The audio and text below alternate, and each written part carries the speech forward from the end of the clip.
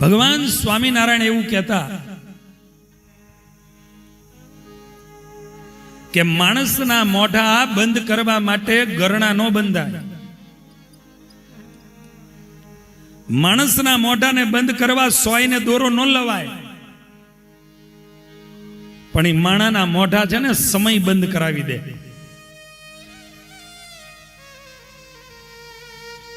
માણસના મોઢા સમય બંધ કરાવી દે, અને સમય જેથી બદલાઈ જાય ને તેથી બધું જ જાણતો હોય છતાંય મૌન બની જવું પડે.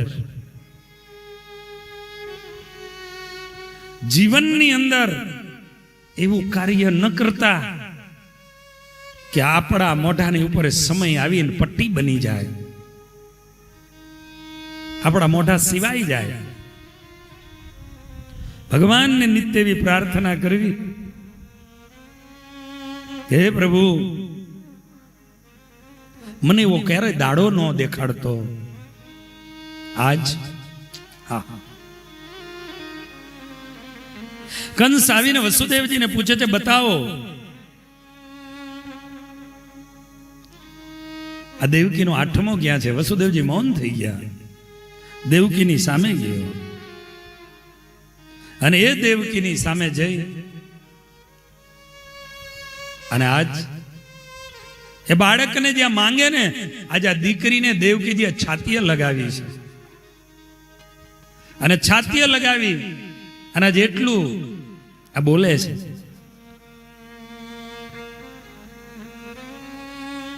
તમાહમ ભ્રાત્રમ દેવી કરુણામ કૃપણામ સતી. હે ભાઈ, અને ભાઈ કહેવાય જે ભાઈએ પોતાની જિંદગી બરબાદ કરવામાં, બેનની જિંદગીને બરબાદ કરવામાં જે ભાઈએ કઈ બાકી નહોતું રાખ્યું, જે બેનના લગ્નના પહેલા દિવસે જેને જેલમાં પૂરી દીધી હતી, જે બેનના 6 ભાંડરૂને મારી નાખ્યા હતા, પણ છતાં આજે એમ કહે તમાહમ ભ્રાત્રમ દેવી કરુણામ કૃપણામ સતી. બેન ખરેખર કેવી હોવી જોઈએ?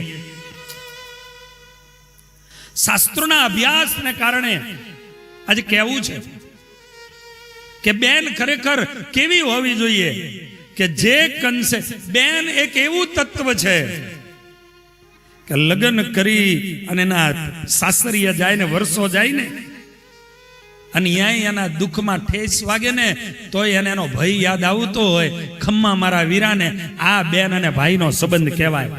બાકી એક ટુકડો જમીનની માટે ભયની સામે કોર્ટુએ ચડે, એ બેન નો કહેવાય, પૂર્વ જન્મની કોઈ દુશ્મન હોય.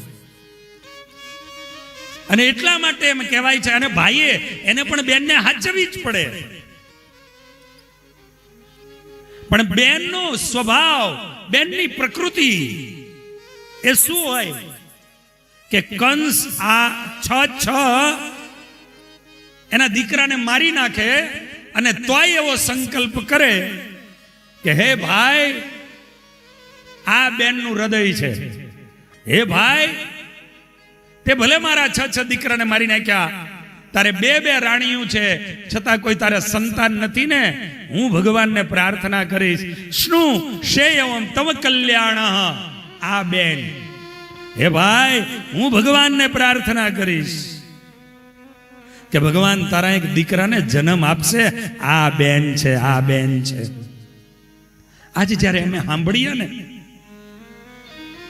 કે એક બેને ભાઈની માટે કઈક આ માંગ્યું, કોર્ટે ગઈ, તેથી બહુ દર્દો થાય, સંતોને શાસ્ત્રોને તેથી વેદનાઓ થાય. કારણ સંબંધ, સંપત્તિ મહત્વની નથી, આજ આવીને કાલ વહી જશે, પણ ભગવાને તમારા કેટલા પુણ્યો ભેગા થયા હોય ને ત્યારે તમને ભાઈ અને તમને બેન બનાવ્યા હોય છે. આ જિંદગીમાં ભૂલતા નહીં, આ જિંદગીમાં ભૂલતા નહીં. એ જ રીતે ભાઈ હોય તો એને બેન માટે લાગણી હોય. આજે કહે છે કે હે ભાઈ, આ તો દીકરી છે, આને આને આને આને છોડી દે.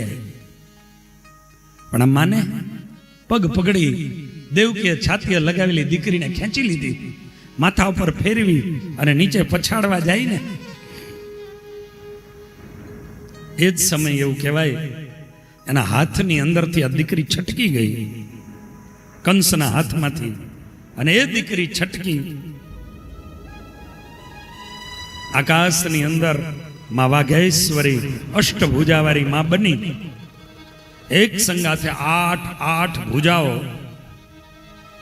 કંસની સામે ફેલાવી લંબાવી અને કહેવા લાગ્યા, કિમ મયા હતયા મંદ જાત ખલુ તવાંત કૃત. હે મૂરખ, મને મારવા એ કરીને તારું શું જવાનું હતું? તને મારવા વાળો તો ક્યારે નોય જન્મી ચૂક્યો છે, ક્યારનોય જન્મી ચૂક્યો છે. અને કંસના હોંસકો છોડી ગયા. ભાઈ પોતાની બેનને વંદન કરી ત્યાંથી નીકળી ગયો.